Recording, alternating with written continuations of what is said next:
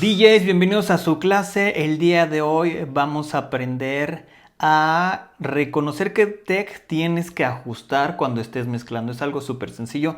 Vamos a verlo como un consejo, no es como un truco ni un tip. Simplemente es un consejo que yo aplico que siempre me ha funcionado, ya que me ha pasado lo contrario cuando no lo hacía.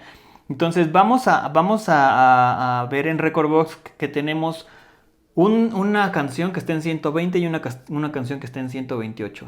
Entonces, ¿qué es lo primero que vamos a hacer? Pues simplemente acomodar el BPM para que sea el mismo. Y ahí estamos en 100. Lo voy a dejar un poquito.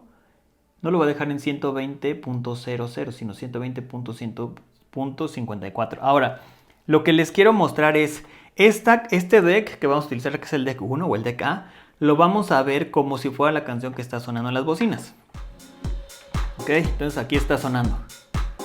Ahora, lo que vamos a hacer es, vamos a empatar o vamos a meter la canción del deck número 2 y vamos a ver cómo se tiene que...